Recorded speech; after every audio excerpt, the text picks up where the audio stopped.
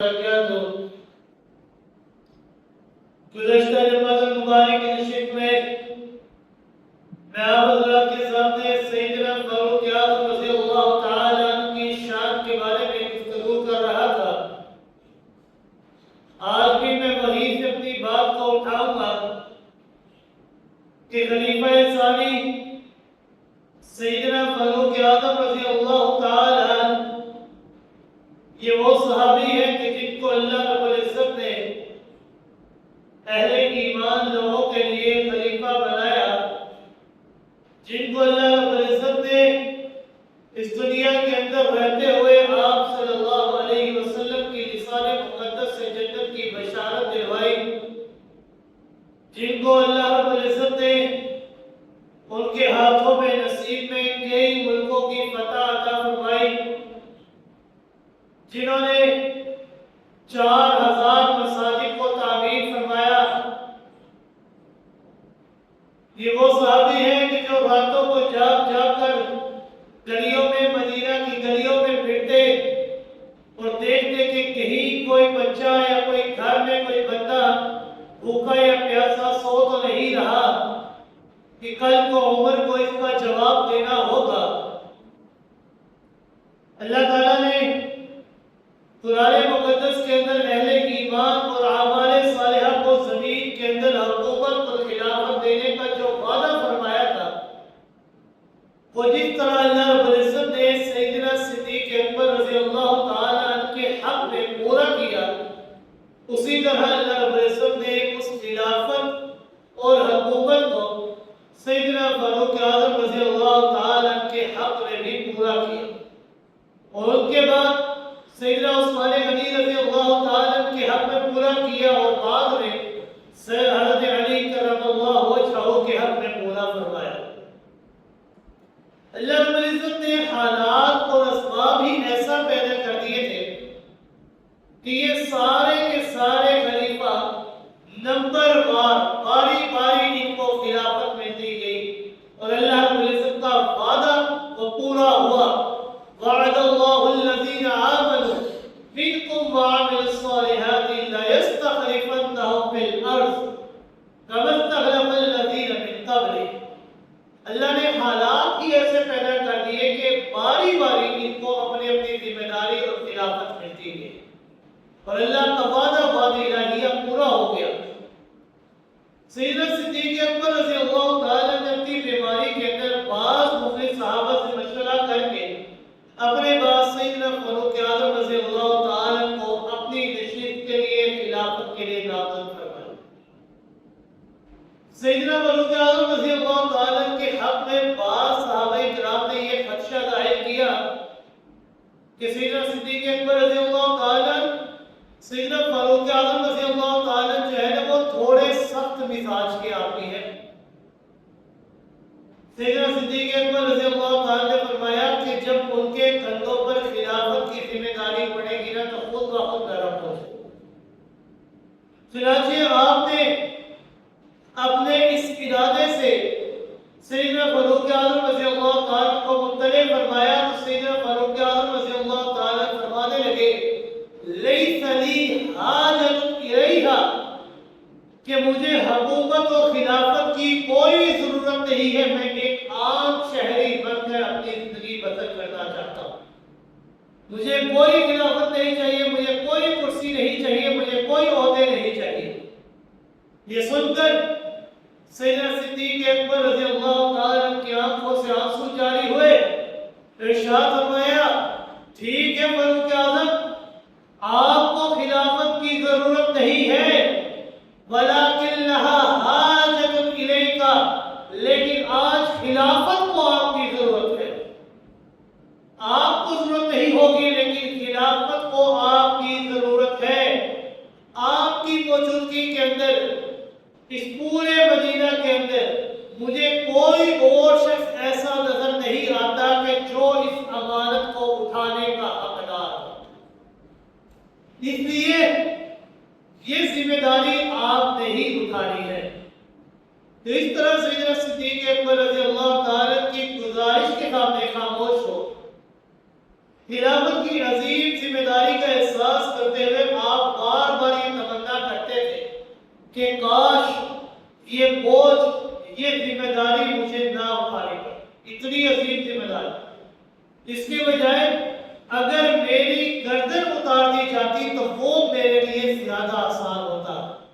لیکن یہ خلافت کا اٹھانا یہ بہت بڑا بوجھ، بہت بڑی ذمہ داری ہے۔ صدیق اکبر رضی اللہ تعالیٰ کی وفات کے بعد سیدنا فاروق اعظم رضی اللہ تعالیٰ نے اپنے اولین خطبے کے اندر بربلا اعلان فرمایا، لوگوں کا ہجوم اکٹھا کیا اور علن اعلان کیا کہ اے لوگوں، من رعا منکم منی اعوجاجا فلیقومہ۔ آج کے حکمرانوں کی طرح نہیں کہ جیسے ہی کرسی ملے تو اکڑ آ گئی، تکبر آ گیا، غرور آ گیا، آپ بندے کو بندہ ہی نہیں سمجھتے۔ سیدنا فاروق اعظم رضی اللہ تعالیٰ نے فرمایا، میرے روب، میری سخت مزاجی کی وجہ سے کوئی بندہ یہ نہ سوچے کہ میں بڑا سخت مزاج ہوں اور اب تو مجھے حکومت اور خلافت مل گئی کہ میرے سامنے تم گفتگو کرو گے، نہیں کر پاؤ گے۔ نہیں، ایسا نہیں۔ من رعا منکم منی اعوجاجا فلیقومہ۔ تم میں سے اگر کوئی بندہ بھی میرے اندر ذرا سے بھی تجیب آئے، ذرا سے بھی سخت مزاجی یا کوئی اور بات پائے تو وہ فوراً پوری جرت اور ہمت کے ساتھ میری اس بات کو رد کرنے کا اختیار رکھتا ہے، مجھے ٹھیک کرنے کا اختیار رکھتا ہے، میری اس کجروی کو دور کرنے کا، درست کر دینے کا اختیار رکھتا ہے۔ مجمع میں سے ایک عام سا آدمی کھڑا ہوا، اپنی ننگی تلوار کو فضا میں ہلاتے ہوئے کہنے لگا، واللہ لو وجدنا فیک اعوجاجا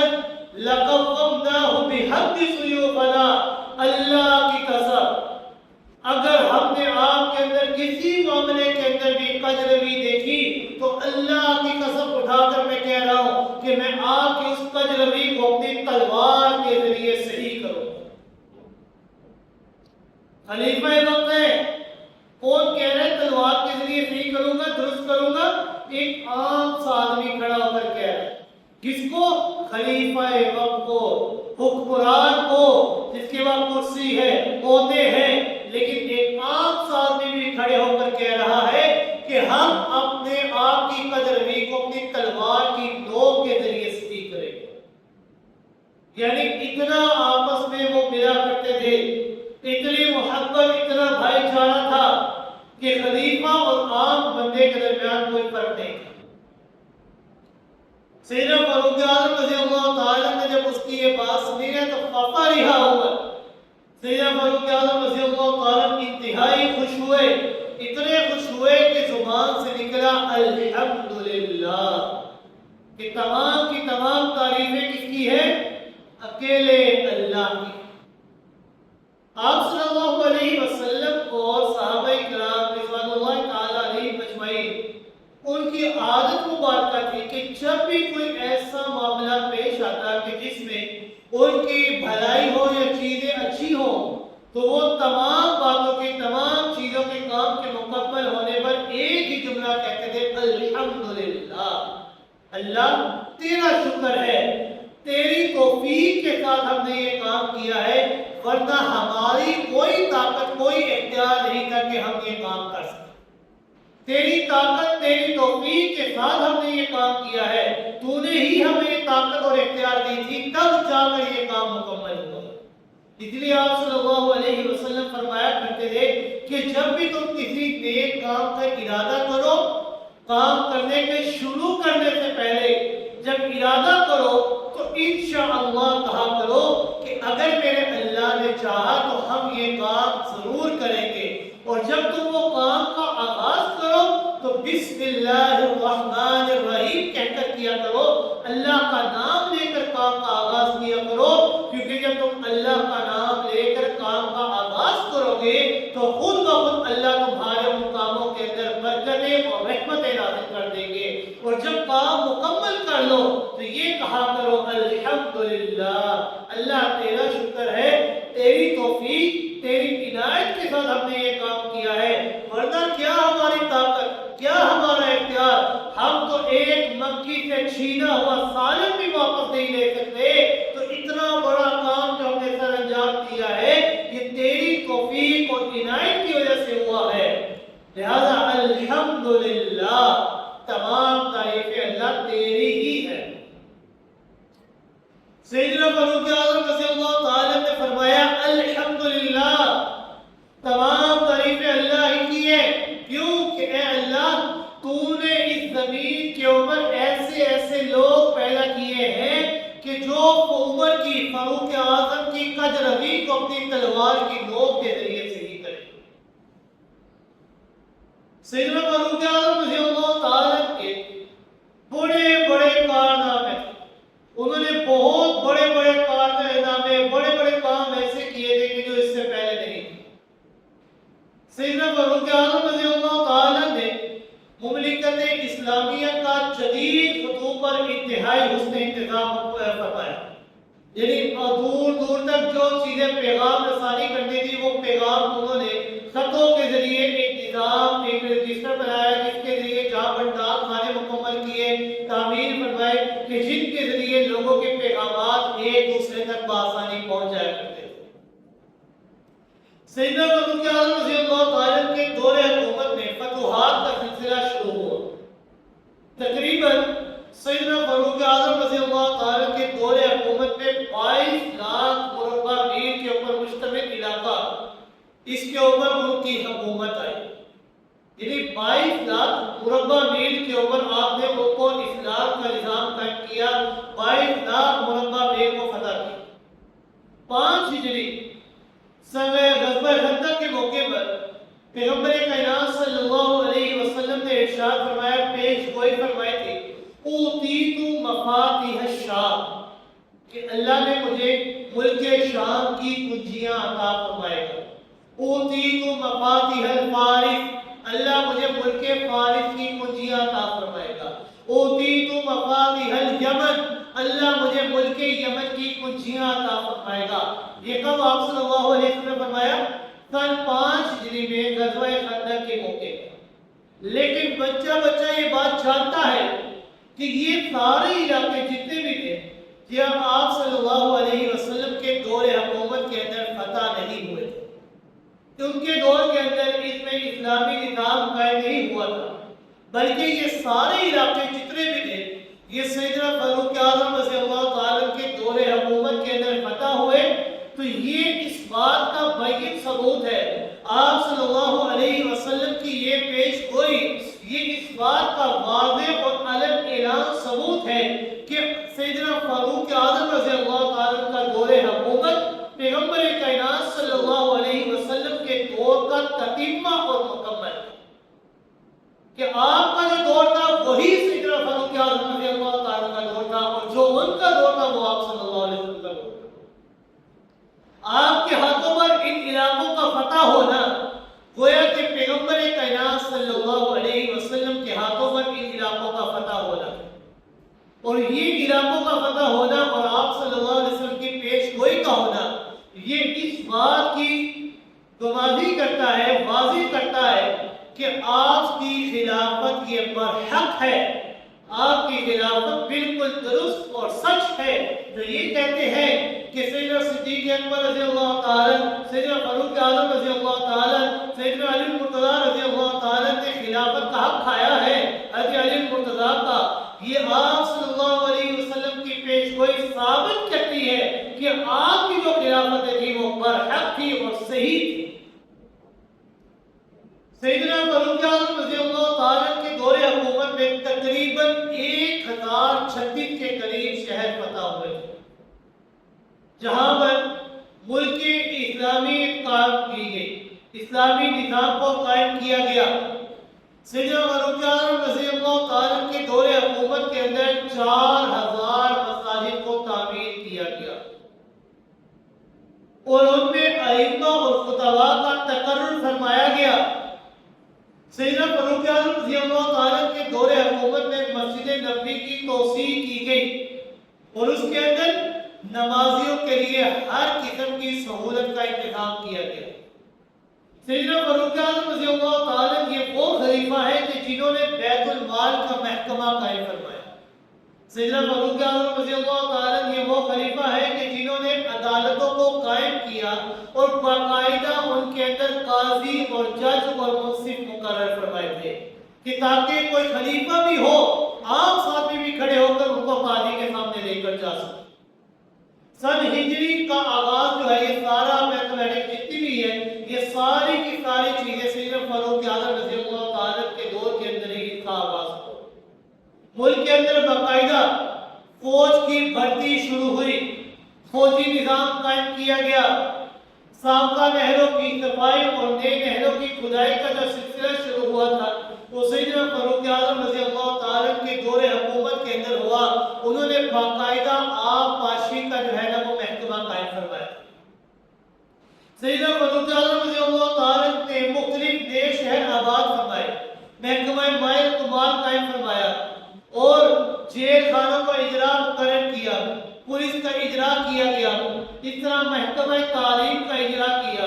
سیدنا فاروق اعظم رضی اللہ تعالیٰ نے مملکت کو مختلف صوبوں کے اندر، مختلف حصوں کے اندر تقسیم کیا اور ہر صوبے کے اندر ایک ایک گورنر اور ان کے ماتحت بندوں کو تقسیم فرمایا، اور یہاں تک فرمایا کہ آپ نے جو اپنے ماتحت جتنے گورنر تھے ان کو کہا تھا کہ آپ نے بڑی بڑی کوٹھیاں تعمیر نہیں کرنی، آپ نے اگر باہر نکلنا ہے تو سفر کے لیے آپ نے اعلیٰ نسل کے گھوڑوں کا انتخاب نہیں فرمایا، آپ نے اپنے دروازوں کے پہروں کے لیے کوئی بندے مقرر نہیں کرنے، کیونکہ اگر آپ بندے مقرر کریں گے تو آپ کے پاس ایک عام آدمی نہیں آ سکے گا، لہذا جتنے بھی گورنر تھے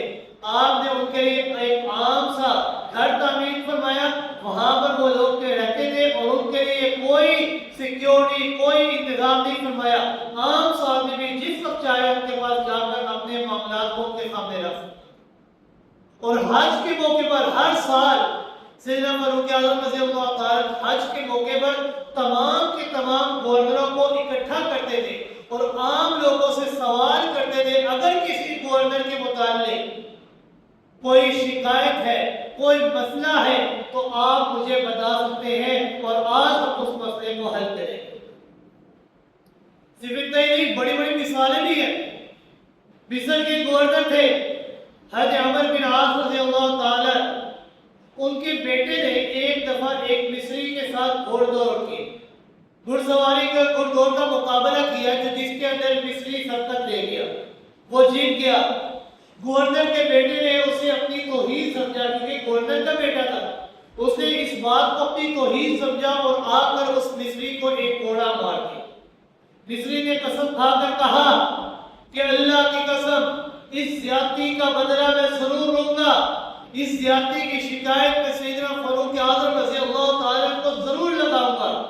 گورنر کا بیٹا مسکرا کر کہنے لگا، تو میرا کیا بگاڑ سکتا ہے؟ میں تو ایک گورنر کا بیٹا ہوں، میں ایک عہدے دار کا بیٹا ہوں، میرے پاس کرسیاں ہیں، میرے پاس دولت ہے، شان و شوکت ہے، عہدے ہیں۔ قال ابن الاکرمین، میں عزت دار لوگوں کا بیٹا ہوں، میرا کیا بگاڑ دے گا؟ سیدنا فاروق اعظم رضی اللہ تعالیٰ جب حج کے موقع پر تشریف لے کر آئے تو آپ کی خدمت کے اندر تمام آیان سلطنت، تمام کے تمام وزرائے مملکت موجود تھے کہ وہ مصری شکایت لے کر حاضر ہو گیا۔ اس نے کہا، حضرت عمر بن عاص رضی اللہ تعالیٰ کے بیٹے کی طرف اشارہ کرتے ہوئے کہا، یا امیر المؤمنین ان ھذا ضربنی ظلما، اے امیر المؤمنین رضی اللہ تعالیٰ، ان کے بیٹے نے مجھے ظلمن ایک کوڑا مارا ہے اور یہ کہا ہے کہ تو میرا کیا بگاڑ سکتا ہے؟ انا ابن الاکرمی، میں عزت دار لوگوں کا بیٹا ہوں، میرا تعلق عزت دار گھرانے سے ہوتا ہے، میرے پاس عہدے ہیں، دولت ہے، شان و شوکت ہے، تیرے پاس کیا ہے؟ تو میرا کیا بگاڑ سکتا ہے؟ سیدنا فاروق اعظم رضی اللہ تعالیٰ نے جب اس مصری کی زبان سے یہ بات سنی تو بڑے غضب کی نگاہ سے گورنر مصر حضرت عمر بن عاص رضی اللہ تعالیٰ کی طرف دیکھا اور فرمایا، بتا استعمرتم الناس وقد ولدتم امہاتهم احرارا، کہ اے عمر بن عاص رضی اللہ تعالیٰ، تم نے کب سے عوام کو غلام سمجھ لیا ہے، حالانکہ اللہ نے تو ان کو آزاد پیدا کیا ہے، یہ تمہارے کوئی غلام نہیں ہے، یہ تمہارے ماتحت نہیں ہے، اللہ نے ان کو آزاد پیدا کیا ہے۔ اور ان کے اوپر کسی کا حکم نہیں چلتا سوائے اللہ کے۔ لہذا آپ نے کب سے ان کو اپنا غلام سمجھ لیا ہے؟ اذ ربھا ابن الاکرم کما سربکا۔ سیدنا فاروق اعظم رضی اللہ تعالیٰ نے اپنا کوڑا، اپنی لاٹھی اس مصری کے سامنے رکھی اور کہا کہ اس لاٹھی سے کوڑا مارو اس بیٹے کو، جس طرح انہوں نے تمہیں مارا تھا اس طرح تم بھی آج ان کو مار کر اپنا بدلہ پورا کر سکتے ہو۔ دوست مصری نے ان کو کوڑا مار کر اپنا بدلہ پورا کیا، لیکن سیدنا فاروق اعظم رضی اللہ تعالیٰ نے فرمایا حق تو یہ بنتا تھا کہ اس کے والد کو بھی کوڑا مارا جائے، عمر بن عاص رضی اللہ تعالیٰ کو بھی کوڑا مارا جائے۔ کیوں؟ کیونکہ اولاد کی تربیت کرنا ایک باپ اور ماں کا کام ہے۔ اگر اولاد غلط نقشے قدم پر چل رہی ہے تو اس میں قصور ان کے والدین کا ہے۔ اس کی تربیت کرنا عمر بن عاص رضی اللہ تعالیٰ کا کام تھا۔ اگر تربیت کے اندر انہوں نے صحیح کی ہوتی تو ان کا بیٹا غرور کے اندر مبتلا نہ ہوتا۔ لہذا حق تو یہ بنتا تھا کہ ان کو بھی کوڑا۔ تو یہ سیدنا فاروق اعظم رضی اللہ تعالیٰ انہوں نے اس حد تک قیام عدل کیا تھا کہ ایک عام سا آدمی بھی کھڑے ہو کر ان سے سوال کر سکتا تھا۔ حالانکہ خلیفہ وقت تھے، حکمران تھے، ہر چیز تھی، لیکن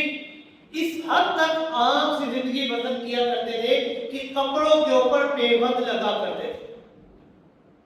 پھٹے ہوئے کپڑے پہنا کرتے تھے کہ کوئی بندہ روب اور دبدبے کی وجہ سے ہم سے دور نہ ہو۔ اتنی عام سی حکومت انہوں نے گزاری، عام سی زندگی انہوں نے بسر کی۔ سیدنا فاروق اعظم رضی اللہ تعالیٰ کا وصف ایک یہ بھی تھا کہ وہ خدمت خلق کے اندر ہمیشہ مصروف رہتے تھے، ہر وقت اس فکر کے اندر مبتلا رہتے تھے کہ میرے دور حکومت کے اندر مخلوق کے خدا کو کوئی تکلیف نہ پہنچے۔ آج کے حکمرانوں کی طرح نہیں کہ اپنی عیاشیوں کے اندر، اپنی موج مستیوں کے اندر تو مصروف ہے، عوام کا خیال ہی نہیں ہے۔ لیکن سیدنا فاروق اعظم رضی اللہ تعالیٰ کی وہ خلیفہ تھے، یہ وہ حاکم وقت تھے کہ ہر وقت مخلوق کے خدا کا سوچا کرتے۔ اپنے پاس کھانے کو نہیں بھی ہوتا تھا لیکن اپنی فکر نہیں کرتے تھے، لیکن ہمیشہ مخلوق کے خدا کا سوچا کرتے تھے۔ آپ اکثر یہ فرمایا کرتے تھے کہ مدینہ منورہ سے دور دراز اگر دریائے فرات کے کنارے پر ایک کتا بھی اگر بھوکا پیاسا مر جائے گا تو کل قیامت والے دن اس کتے کے بارے میں بھی میں نے جواب دینا ہے۔ یعنی اتنی فکر تھا، اتنا احساس۔ سیدنا فاروق اعظم رضی اللہ تعالیٰ کا معمول تھا کہ آپ رات کو جاگ کر مدینہ منورہ کی گلیوں میں پہرا دیتے تھے کہ کہیں کوئی چور، کہیں کوئی ڈاکو کسی کو جانی اور مالی نقصان نہ پہنچائے۔ سیدنا فاروق اعظم رضی اللہ تعالیٰ ایک دفعہ مدینہ منورہ کی گلیوں میں پہرا دے رہے تھے کہ ایک گھر سے بچوں کے رونے کی آواز سنائی اور آگ جلنے کی روشنی دکھائی۔ آپ نے دروازے پر دستک دی، ان بچوں کی ماں نے پوچھا کہ اس وقت یہ بچے، ان بچوں کی ماں نے پوچھا کہ یہ بچے اس وقت کیوں رو رہے ہیں؟ وہ عورت بولی بھوک کی وجہ سے رو رہے ہیں، میرے پاس ان کو کھلانے کے لیے کوئی چیز موجود نہیں ہے۔ سیدنا فاروق اعظم رضی اللہ تعالیٰ نے دیکھا کہ چولہے کے نیچے آگ چل رہی ہے اور اس کے اوپر ہانڈی ہے اور اس سے دھواں نکل رہا ہے۔ پوچھا کہ اس ہانڈی کے اندر کیا چیز پک رہی ہے؟ وہ عورت بولی، اس نے نہایت حسرت آمیز لہجے میں کہنے لگی کہ اس ہانڈی کے اندر صرف اور صرف پانی ہے، وہ کوئی چیز نہیں ہے۔ میں نے یہ آگ اس لیے جلائی ہے تاکہ بچوں کو دلاسا دے سکوں کہ میں ان کے لیے کھانا تیار کریں، تاکہ بچے اس کو دیکھ کر، اس آگ کو دیکھ کر، اس دھوئے کو دیکھ کر تھوڑا سا انتظار کر سکیں۔ یہ میں ہی جانتی ہوں اور میرے بچے جانتے ہیں کہ کس طرح تنگی کی زندگی ہم بسر کر رہے ہیں۔ میں نے صرف بچوں کو دلاسا دینے کے لیے یہ آگ جلائی۔ اللہ بیننا و بین عمر، اس عورت نے کہا اللہ بیننا و بین عمر، اللہ میرے بچوں اور عمر کے درمیان کل قیامت والے دن فیصلہ کرے۔ سیدنا فاروق اعظم رضی اللہ تعالیٰ نے جب یہ بات سنی نا، فوراً کانپ اٹھے، فوراً حیران ہو گئے کہ اس عورت نے کون سا جملہ کہا ہے، اللہ بیننا و بین عمر، اللہ کل قیامت والے دن میرے اور عمر کے درمیان فیصلہ کرے۔ سیدنا فاروق اعظم رضی اللہ تعالیٰ نے فرمایا کہ بی بی اس میں عمر کا کیا قصور ہے؟ اس بیچارے کو تو تیرے حالات کے بارے میں علم ہی نہیں ہے، عمر کا وہ حاکم وقت ہے، 22 لاکھ مربع میل کے اوپر اس کی حکومت ہے، کہاں کہاں جا کر وہ لوگوں کے حالات کے بارے میں پوچھے گا، عمر کا کیا قصور ہے؟ وہ عورت کہنے لگی پتہ رکھنا اس کا کام ہے، یتولی امرنا ویفعل عنا، اللہ نے اس کو ہمارا والی بنایا ہے، ہمارا حاکم بنایا ہے، ہمارا حکمران بنایا ہے، اور وہ ہمارے حالات سے غافل ہے۔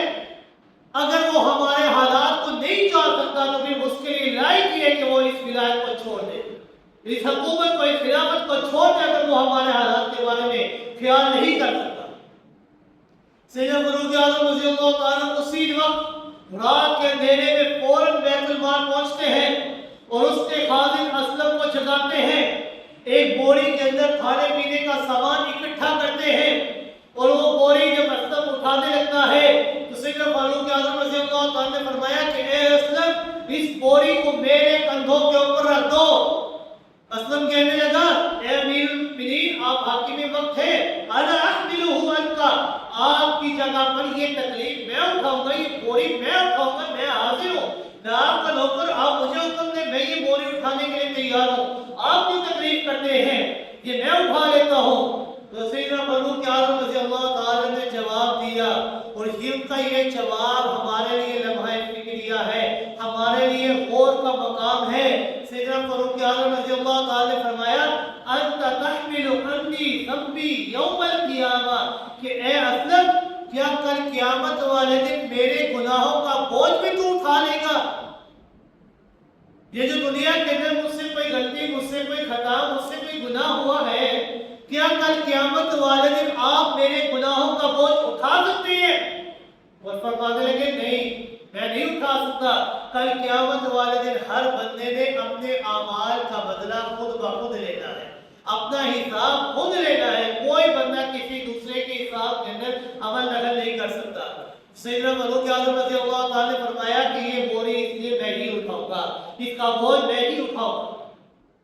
سیدنا فاروق اعظم رضی اللہ تعالیٰ وہ بوری اٹھاتے ہیں، اس عورت کے گھر کے اندر تشریف لے کر جاتے ہیں، ان کا خازن، ان کا غلام اسلم ساتھ ہے، وہ کہتا ہے کہ آپ نے ہانڈی کے اندر آٹا ڈالا، گھی ڈالا، شکر ڈالا، ساری چیزیں ڈالی، چولہے کے اوپر آگ جلانے کے لیے پھونک مارتے رہے، اور آگ کی گاڑی کے اندر پھونک مارنے کی وجہ سے اس کی جو راکھ تھی نا آگ کی، وہ آگ کی گاڑی کے اوپر لگتی جا رہی تھی، حتیٰ کہ آپ کی گاڑی مبارک سے بھی دھواں نکلنے لگا۔ آپ نے اپنی گاڑی مبارک کو پکڑ کر فرمایا کہ آج یہ دھواں برداشت کر لے، کیونکہ اگر آج یہ تم دھواں برداشت کر لے گی تو قیامت والے دن تو جہنم کی آگ کے دھوئیں سے بچ جائے گی۔ اس طرح آپ نے ایک خریدہ سا تیار فرمایا، ان بچوں کو کھلایا، اور ان کو اپنے ہاتھوں سے ان کے بچوں کے منہ پہ لقمے ڈالے۔ وہ عورت حیران تھی کہ یہ فرشتہ رحمت انسان کون ہے کہ جس نے اتنی تکلیف ہمارے لیے اٹھائی ہے، جس نے کھانے پینے کا انتظام مقرر کیا۔ جب وہ بچے کھانا کھا چکے تھے تو سیدنا فاروق اعظم رضی اللہ تعالیٰ کافی دیر تک وہاں پر بیٹھے رہے، حتیٰ کہ وہ بچے جب کھا پی کر ان کا پیٹ بھر چکا تھا، وہ بچے کھیل کود کے اندر اور مسکرانے کے اندر مصروف ہو چکے تھے، تب جا کر آپ نے واپسی کا ارادہ فرمایا۔ سیدنا فاروق اعظم رضی اللہ تعالیٰ جب واپس جانے لگے تو وہ عورت آپ کو دعائیں دینے لگی، کہنے لگی اللہ تیرا بھلا کرے، انت اولا بہذا الامر من امیر المؤمنین، امیر المؤمنین حضرت عمر سے زیادہ آپ اس بات کے لائق ہیں کہ اللہ آپ کو والی بنا لے، اللہ آپ کو خلیفہ بنا لے۔ آپ نے جواب فرمایا کہ جب تو امیر المؤمنین کے ہاں جائے گی تو اسے وہاں پر جائے گی تو مجھے وہاں پر ہی پائے گی، آپ مجھے وہاں پر ہی دیکھیں گی۔ اسلم کہتا ہے کہ راستے میں نے پوچھا سیدنا فاروق اعظم رضی اللہ تعالیٰ سے کہ سیدنا فاروق اعظم رضی اللہ تعالیٰ جب آپ نے بچوں کو اپنے ہاتھ سے کھانا کھلا لیا تھا، وہ بچے چپ ہو گئے، تو آپ وہاں پر کافی دیر تک کیوں بیٹھے رہے، اتنی دیر آپ نے انتظار کیوں کیا؟ سیدنا فاروق اعظم رضی اللہ تعالیٰ نے فرمایا کیونکہ میں نے ان بچوں کو روتے ہوئے دیکھا تھا، میرا دل نے چاہا کہ جب تک میں ان کو ہنستے اور مسکراتے ہوئے نہ دیکھ لوں تب تک میرے دل کو تسلی نہیں۔ آپ کافی دیر تک وہاں بیٹھے رہے جب تک بچے مسکرانا نہ شروع کیے۔ بعد ازاں سیدنا فاروق اعظم رضی اللہ تعالیٰ نے بیت المال پہ ایک وظیفہ مقرر کر دیا ان کے لیے، ہر مہینے وہ وظیفہ ان کے گھر پہ بدستور جاتا ہے۔ سیدنا فاروق اعظم رضی اللہ تعالیٰ کی وہ خلیفہ وقت ہے کہ ہر وقت خدمت خلق ان کے دل کے اندر رہتی تھی، ان کی صفت تھی، ان کا وصف تھا کہ ہر وقت عوام کا خیال وہ رکھا کرتے، راتوں کو جاگ جاگ کر دیکھتے تھے کہ میں کہیں کوئی گھر بھوکا پیاسا تو نہیں ہے، ہر وقت لوگوں کا خیال کیا کرتے تھے، خدمت خلق کی ان کا ایک عام وصف تھا۔ سیدنا فاروق اعظم رضی اللہ تعالیٰ کے دور حکومت میں انہوں نے توحید کو عام کر دیا، ان کا تعلق توحید کے ساتھ اتنا گہرا تھا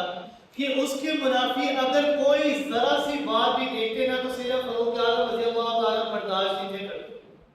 سیدنا فاروق اعظم رضی اللہ تعالیٰ کے دور مبارک میں جب بعض لوگوں نے شجرہ بیت رضوان، وہ بیت رضوان کہ جس کے درخت کے نیچے سید آپ صلی اللہ علیہ وسلم نے سن 6 ہجری میں صلح حدیبیہ کی، صلح حدیبیہ کے مقام پر آپ نے اس درخت کے سائے کے نیچے صحابہ اکرام سے ہاتھوں سے بیعت لی تھی کہ ہم حضرت عثمان غنی رضی اللہ تعالیٰ کا بدلہ لیں گے۔ سیدنا فاروق اعظم رضی اللہ تعالیٰ نے دیکھا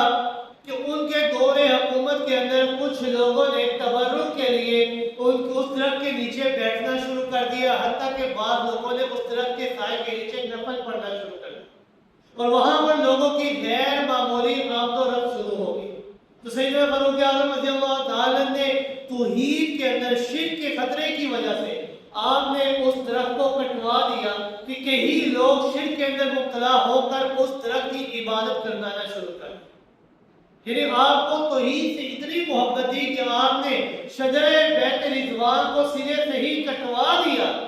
کہ لوگ شرک کے اندر مبتلا نہ ہو جائیں۔ آپ نے اس شرک کی وجہ کی جو شرط تھی اس کو آپ نے سرے سے ہی ختم کر دیا۔ تو سیدنا فاروق اعظم رضی اللہ تعالیٰ یہ وہ خلیفہ وقت ہے جنہوں نے بیت المال کا نظام قائم فرمایا، جنہوں نے محکمہ تعلیم قائم فرمایا، جنہوں نے آب پاشی کا محکمہ قائم فرمایا، جنہوں نے 22,000 مربع میل کے اوپر حکومت کی، لیکن اپنے گھر کے اندر کھانے پینے کی کوئی چیز نہ بھی ہوتا بھی عام لوگوں کا خیال کیا کرتے تھے۔ سیدنا فاروق اعظم رضی اللہ تعالیٰ جب زندگی کے آخری سال کے اندر موجود تھے تو آپ نے حج کے موقع پر اللہ تعالیٰ سے ایک دعا مانگی تھی، بڑی ہی خوبصورت دعا ہے۔ فرماتے یا اللہ اے میرے مالک، میں جو ہوں اب بوڑھا ہو چکا ہوں، میں کمزور ہو چکا ہوں، میں بڑھاپے کی حالت کو پہنچ چکا ہوں، اب خلافت کی ذمہ داری کو سنبھالنا میرے لیے بے حد مشکل ہو چکا ہے۔ قبل اس کے کہ مجھ سے کوئی غلطی، مجھ سے کوئی خطا ہو جائے، اے اللہ مجھے اپنے پاس واپس بلا۔ آپ نے حج کے موقع پر اللہ سے یہ دعا مانگی تھی کہ اللہ مجھ سے کوئی غلطی خطا ہو جائے اس سے پہلے آپ مجھے اپنے پاس واپس بلائیں۔ سیدنا فاروق اعظم رضی اللہ تعالیٰ کا عام معمول تھا کہ آپ مسجد نبوی کے اندر علیحدگی میں تنہائی میں بیٹھ کر گریہ وزاری کرتے، رو رو کر اللہ سے دعا کیا کرتے تھے کہ کسی نے کان لگا کر سنا تو کہ میں سنوں تو صحیح کہ آپ ایسی کون سی دعا مانگ رہے ہیں، حالانکہ پاس آپ کے پاس ہر چیز موجود ہے، حکومت آپ کے پاس، کرسی آپ کے پاس، عہدہ آپ کے پاس، دولت آپ کے پاس، ہر چیز آپ کے پاس موجود ہے، لیکن پھر بھی آپ رو رو کر اللہ سے کیا دعا مانگ رہے ہیں؟ ایک آدمی نے کان لگا کر سنا، وہ کہتا ہے کہ میں نے جب وہ دعا سنی تو میری آنکھوں سے بھی آنسو جاری ہو گئے۔ سیدنا فاروق اعظم رضی اللہ تعالیٰ کی دعا کے الفاظ یہ تھے، اللہم ارزقنی شہادۃ فی سبیلک واجعل موتی فی بلد نبیک، کہ اے اللہ مجھے اپنے راستے کے اندر شہادت کی موت عطا فرما دے اور مجھے میرے حبیب جناب محمد رسول اللہ صلی اللہ علیہ وسلم کے شہر مدینہ منورہ کے اندر شہادت کی موت عطا فرما۔ جب اس بندے نے یہ بات سنی تو لوگوں کو بتایا، لوگ بڑے حیران، وہ کہنے لگے سیدنا فاروق اعظم رضی اللہ تعالیٰ کی کون سی دعا مانگ رہے ہیں؟ مدینہ منورہ کے اندر وہ شہادت مانگ رہے ہیں، حالانکہ مدینہ منورہ یہ دار الامن بن چکا ہے، یہاں پر ہر طرف امن کا سکون کا نام و نشان ہے، کوئی بھی چیز نہیں ہے، کوئی شر نہیں، کوئی جہاد، کوئی جنگ کا نام و نشان نہیں ہے، ہر طرف امن ہی امن ہے، تو بھلا آپ کو شہادت کس طرح ملے گی؟ تو پھر ایک دن دیکھنے والوں نے یہ منظر بھی دیکھا کہ آپ صبح کی نماز کے لیے مسجد نبوی کے محراب کے اندر کھڑے ہیں، زوردار آواز کے اندر اعلان کرتے ہیں، سووا صفوفکم واعتدلوا، اور آپس میں جڑ جڑ کر اکٹھے ہو کر کھڑے ہو جو، آپس میں وقفہ نہ رکھو، کیونکہ جب تم وقفہ رکھو گے تو شیطان اس وقفے کی بدولت ایک دوسرے کے دلوں کے اندر فساد اور نفرت کو ڈالے گا۔ لہذا تم ایک دوسرے کے ساتھ جڑ جڑ کر اپنی صفوں کو اکٹھا کر لو، سیدھا کر لو۔ سیدنا فاروق اعظم رضی اللہ تعالیٰ نے اللہ اکبر کہہ کر نماز فجر کا آغاز کیا، اللہ اکبر کہا، قرآن مقدس کی تلاوت شروع فرمائی تو محراب کے اندر چھپا ہوا ایرانی النسل ابو لؤلؤ فیروز مجوسی زہر آلود خنجر لے کر سیدنا فاروق اعظم رضی اللہ تعالیٰ کے اوپر حملہ آور ہو گیا، اور اس نے پے در پہ اتنے وار کیے کہ آپ خون کے اندر لت پت ہو کر نیچے گر پڑے۔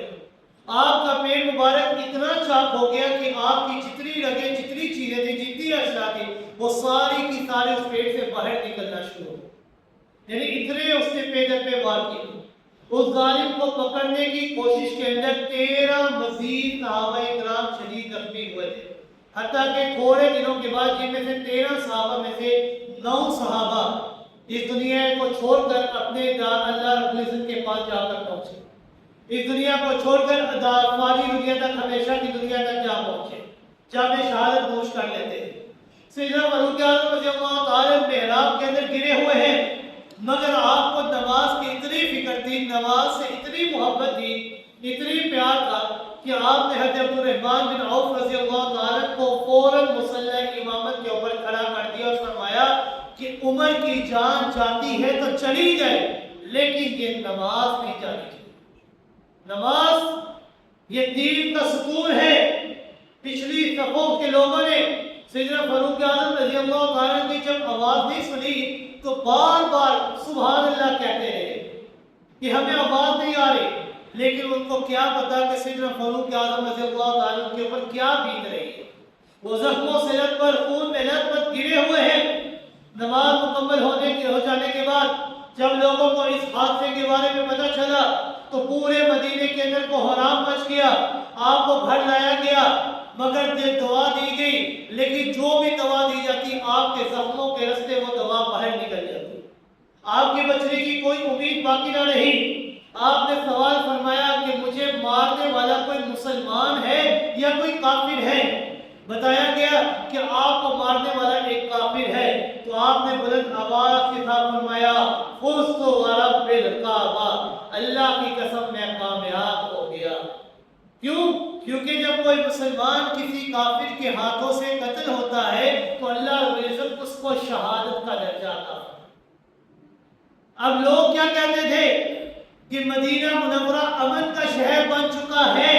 یہاں پر شہادت کا کوئی نام و نشان نہیں ہوگا، یہاں پر کوئی جنگ نہیں، کوئی جہاد نہیں ہے، آپ کو شہادت کس طرح ملے گی؟ لیکن اللہ رب العزت نے آپ کی دعا کو اس طرح قبول فرمایا کہ اللہ رب العزت نے آپ کو صرف اور شہادت کا رتبہ نہیں عطا فرمایا، آپ کو مسجد مدینہ منورہ کے اندر شہادت کا رتبہ نہیں عطا فرمایا، بلکہ اللہ رب العزت نے ایک اور چیز آپ کو عطا فرمائی کہ اللہ رب العزت نے آپ کو مسجد نبوی کے اندر، محراب رسول کے اندر شہادت کا رتبہ عطا۔ کل قیامت والے دن مصلی نبوی، مسجد نبی کی وہ جگہ جہاں پر آپ کا خون گرا ہے، کل قیامت والے دن آپ کی شہادت کی گواہی دے کہ آپ نے اپنی امانت کو، خلافت کا حق پورا ادا فرمایا۔ آپ کو آخرت کی اتنی فکر تھی کہ بار بار اللہ کے حضور پیشی کی وجہ سے، خوف خدا کی وجہ سے کام اٹھتے تھے کہ ایک شخص آیا، نوجوان آیا، کہنے لگا کہ آپ اتنی فکر کیوں کرتے ہیں، آپ اتنے پریشان کیوں ہوتے ہیں؟ اللہ تعالیٰ نے آپ کو اسلام کی توفیق عطا فرمائی۔ سارے لوگ اس بات کو مانتے ہیں کہ سیدنا فاروق اعظم رضی اللہ تعالیٰ کو اللہ رب العزت نے اسلام کی توفیق عطا فرمائی۔ وہ نوجوان کہتا ہے کہ آپ اتنے متفکر کیوں ہیں، اتنے پریشان کیوں ہوتے ہیں، خوف خدا سے اتنے کیوں لرزہ برندام ہوتے ہیں؟ آپ کو اللہ نے اسلام کی توفیق عطا فرمائی، آپ کو اللہ رب العزت نے شرف صحابیت سے نوازا، آپ کو اللہ رب العزت نے آپ صلی اللہ علیہ وسلم کی لسان مقدس سے جنت کی بشارت دلوائی، آپ کو عشرہ مبشرہ کے اندر شمار کیا گیا، اور پھر رسول اللہ صلی اللہ علیہ وسلم اور سیدنا صدیق اکبر رضی اللہ تعالیٰ اس دنیا سے پردہ روح ہوئے، اس حالت میں کہ وہ آپ سے راضی تھے، آپ کو خلافت کی ذمہ داری عطا کی گئی. آپ نے خلافت کی ذمہ داری پوری دیانت پوری امانت کے ساتھ نبھائی. آپ نے عدل و انصاف کو قائم کیا. آپ نے خدمت خلق کی ایک اعلیٰ مثال قائم کی، حتیٰ کہ اللہ نے آپ کو شہادت جیسی سعادت بھی عطا فرما دی. تو آپ خوف خدا کی وجہ سے اتنے متفکر کیوں ہیں؟ جب اس نوجوان نے اتنے فضائل گنوائے نا سیدنا فاروق اعظم رضی اللہ تعالیٰ کے، تو انہوں نے ایک سرآہ سی بڑی اور فرمانے لگے لَوَدِدْتُ أَنَّ ذَلِكَ قَصَّافٌ وَلَا لَا عَلَيَّ وَلَا لِي. اگر کل قیامت والے دن میں یہ سوچتا ہوں کہ اگر کل قیامت والے دن میرا معاملہ صرف برابر ہو جائے، نہ میں نے کچھ لینا ہو نہ ہی میں نے کچھ دینا ہو، تو یہ سودا بھی بہت سستا ہے کہ اتنی ساری چیزیں مل جانے کے باوجود بھی اللہ مجھے جنت عطا کر دے، تو یہ سودا سستا ہے. سیدنا فاروق اعظم رضی اللہ تعالی یکم محرم الحرام سن 24 ہجری سیدنا فاروق اعظم رضی اللہ تعالی کی شہادت واقع ہوئی، اور رسول اکرم صلی اللہ علیہ وسلم کی وہ پیش گوئی پوری ہو جاتی ہے کہ جو آپ صلی اللہ علیہ وسلم نے احد کے پہاڑ کے اوپر کھڑے ہو کر فرمایا اسکن یا سبیل فإن علیک نبی و شہیدان، کہ اے پہاڑ تھم جا، تیرے اوپر ایک نبی کھڑا ہے، تیرے اوپر ایک صدیق کھڑا ہے، اور تیرے اوپر 2 شہید کھڑے ہیں. اور سیدنا آپ صلی اللہ علیہ وسلم وہ نبی تھے، سیدنا صدیق اکبر رضی اللہ تعالیٰ وہ صدیق تھے، اور 2 شہیدوں میں سے ایک شہید سیدنا فاروق اعظم رضی اللہ تعالیٰ تھے. تو یکم محرم الحرام سن 24 ہجری آپ صلی اللہ علیہ وسلم کی یہ پیش گوئی بھی پوری ہو جاتی ہے. تو اللہ رب العزت سے دعا ہے کہ اللہ رب العزت ہمیں صحیح معنوں میں صحابہ اکرام رضوان اللہ تعالیٰ علیہم اجمعین کے بتائے ہوئے طریقے کے مطابق اپنی زندگی کو بسر کرنے کی توفیق عطا